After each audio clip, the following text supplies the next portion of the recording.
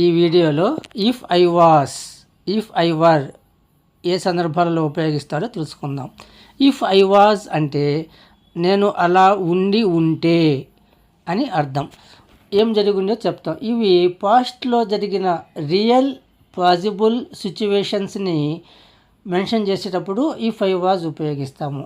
ఈ సంఘటనలు నిజంగా జరిగి ఉండాలి, జరగడానికి అవకాశము ఉండాలి, సాధ్యం కూడా అయి ఉండాలి. అట్లాంటి సిచ్యువేషన్స్ని ఇఫ్ ఐ వాజ్ ఉపయోగించి చెప్తాం.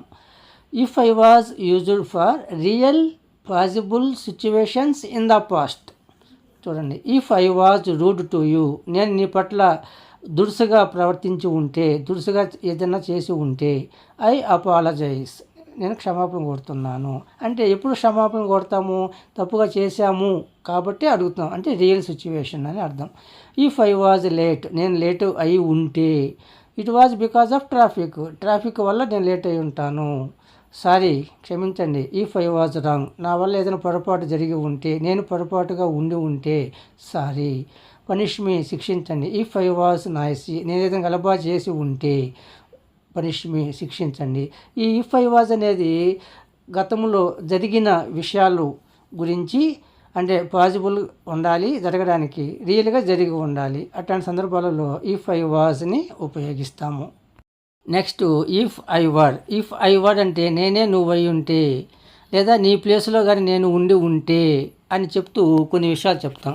ఇలా చెప్పే విషయాలన్నీ ఎలా ఉంటాయంటే హైపోథెటికల్గా ఉంటాయి, అంటే ఊహాజనితమైనవి, ఊహాత్మకముగా ఉంటాయి. ఇమాజినరీ అంటే ఊహించుకుంటాం, ఇవి వాస్తవంగా జరగవు.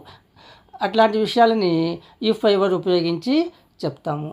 చూడండి, ఇఫ్ ఐ వర్ యూ, నేనే నువ్వు అయి ఉంటే, I would take the responsibility, ఆ బాధ్యత నేను తీసుకొని ఉండేవాడిని.